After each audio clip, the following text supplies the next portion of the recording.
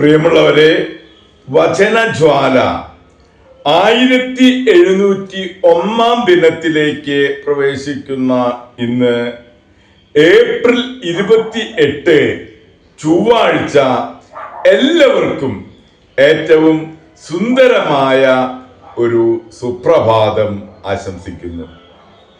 ഇന്നത്തെ വചന വായനയിൽ ബാറൂക്കിന്റെ പുസ്തകം 4-ാം അധ്യായം 1 മുതൽ 20 വരെയുള്ള തിരുവാക്യങ്ങളാണ് നാം ശ്രവിക്കുക. ദൈവകൽപ്പനകളുടെ പുസ്തകവും ശാശ്വതമായ നിയമങ്ങളും അവളാണ്. അവളോട് ചേർന്ന് നിൽക്കുന്നവൻ ജീവിക്കും, അവളെ ഉപേക്ഷിക്കുന്നവൻ മരിക്കും. യാക്കോബേ, മടങ്ങി വന്ന് അവളെ സ്വീകരിക്കുക, അവളുടെ പ്രകാശത്തിന്റെ പ്രഭയിലേക്ക് നടക്കുക. നിന്റെ മഹത്വം അന്യനോ നിന്റെ പ്രത്യേക അവകാശം വിദേശിക്കോ കൊടുക്കരുത്. ഇസ്രായേലേ, നമ്മൾ സന്തുഷ്ടരാണ്. എന്തെന്നാൽ ദൈവത്തിന് പ്രീതികരമായവ എന്തെന്ന് നമുക്ക് അറിയാം. ജെറൂസലേമിന്റെ യാതന.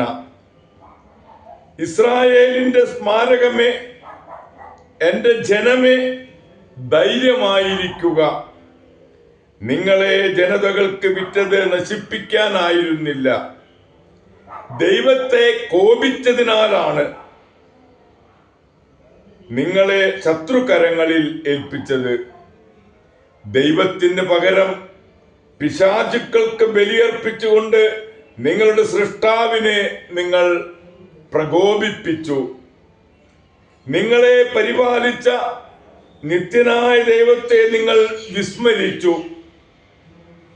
നിങ്ങളെ പോറ്റിയ ജെറൂസലേമിനെ നിങ്ങൾ വേദനയിലാഴ്ത്തി. ദൈവത്തിൽ നിന്ന് നിങ്ങളുടെ മേൽ നിപതിച്ച ക്രോധം കണ്ട് അവൾ പറഞ്ഞു,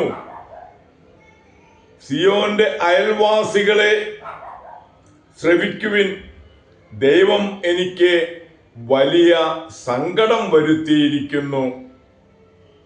നിത്യനായവൻ എൻ്റെ പുത്രന്മാരുടെയും പുത്രിമാരുടെയും മേൽ വരുത്തിയ അടിമത്തം ഞാൻ കണ്ടു.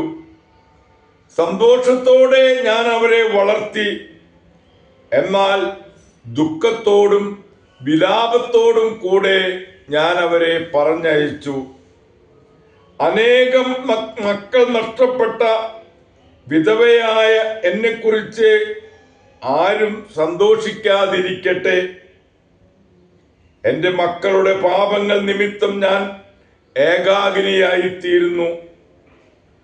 അവർ ദൈവത്തിൻ്റെ നിയമത്തിൽ നിന്ന് വ്യതിചലിച്ചു, അവിടുത്തെ നിയമങ്ങളെ അവർ ആദരിച്ചില്ല. ദൈവകൽപ്പനകളുടെ മാർഗത്തിൽ അവർ ചരിച്ചില്ല. അവിടുത്തെ നീതിയുടെ ശിക്ഷണത്തിൽ പാത അവർ പിൻചെന്നില്ല. സിയോന്റെ അയൽക്കാർ വന്ന് എൻ്റെ പുത്രന്മാരുടെ മേലും പുത്രിമാരുടെ മേലും നിത്യനായവൻ വരുത്തിയ അടിമത്തം അവർ കാണട്ടെ. അവിടുന്ന് അവർക്കെതിരെ വിദേശത്ത് നിന്ന് ഒരു ജനതയെ, നിർലജ്ജരും ബഹുമാനമോ ശിശുക്കളോട് കരുണയോ ഇല്ലാത്തവരുമായ ഒരു ജനതയെ കൊണ്ടുവന്നു. വിധവയുടെ പ്രിയപുത്രന്മാരെ അവർ പിടിച്ചു കൊണ്ടുപോയി, പുത്രിമാരെ അപഹരിച്ച് ഏകാകിനിയാക്കി. നിങ്ങളെ സഹായിക്കാൻ എനിക്ക് എങ്ങനെ കഴിയും? നിങ്ങളുടെ മേൽ ഈ നാശം വരുത്തിയവൻ തന്നെ നിങ്ങളെ ശത്രുക്കളിൽ നിന്ന് മോചിപ്പിക്കട്ടെ. എൻ്റെ മക്കളെ, പോകുവിൻ, ഞാൻ ഏകാന്തതയിൽ ഉപേക്ഷിക്കപ്പെട്ടിരിക്കുന്നു. ഞാൻ സമാധാനത്തിൻ്റെ അങ്കി മാറ്റി യാചനയുടെ ചാക്കുടുത്തു. ജീവിതകാലം മുഴുവൻ ഞാൻ നിത്യനായവനോട് നിലവിളിക്കും. ദൈവത്തിൻ്റെ തിരുവചനമാണ് നാം ശ്രവിച്ചത്. പ്രിയമുള്ളവരെ, ആഗോള കത്തോലിക്ക സഭയിൽ ഇന്ന് നാം രക്തസാക്ഷിയായ വിശുദ്ധ പീറ്റർ ചാനലിനെ അനുസ്മരിക്കുന്ന പൊൻസുദിനം.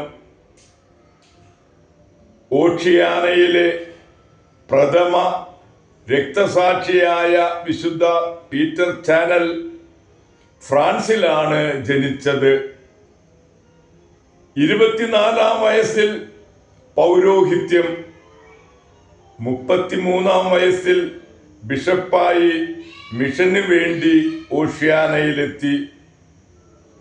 മനുഷ്യബുക്കുകളുടെ ഇടയിൽ മാനസാന്തരത്തിന് വളരെ പ്രയാസമായിരുന്നു എങ്കിലും ബിഷപ്പ് പീറ്റർ വളരെയേറെ പേരെ മാനസാന്തരപ്പെടുത്തി. കാരുണ്യവാൻ എന്നാണ് ജനങ്ങൾ ബിഷപ്പിനെ വിളിച്ചിരുന്നത്. ക്രിസ്തു മതത്തിന്റെ പ്രചാരം വർദ്ധിച്ചപ്പോൾ മന്ത്രി മുസുമുസു ക്രിസ്തു മതത്തെ നശിപ്പിക്കാനും ബിഷപ്പിനെ വധിക്കാനും ശ്രമിച്ചു. ബിഷപ്പ് താമസിക്കുന്ന കുടിൽ ബയോണറ്റ് കൊണ്ട് കുത്തി. മന്ത്രി നേരിട്ട് വന്ന് തല വെട്ടി നീക്കിയാണ് അവസാനം കൊലപ്പെടുത്തിയത്. അങ്ങനെ രക്തസാക്ഷിത്വ മകുടം ചൂടിയ ധീര രക്തസാക്ഷിയായ വിശുദ്ധ പീറ്റർ ചാനലിന്റെ മാധ്യസ്ഥം യാചിച്ച് ഇന്നത്തെ ഈ നല്ല ദിവസത്തിലേക്ക് നമുക്ക് പ്രവേശിക്കാം. എല്ലാവർക്കും നല്ല ഒരു ചൊവ്വാഴ്ച ദിവസം ആശംസിക്കുന്നു. ദൈവം നമ്മെ ഓരോരുത്തരെയും സമൃദ്ധമായി അനുഗ്രഹിക്കട്ടെ.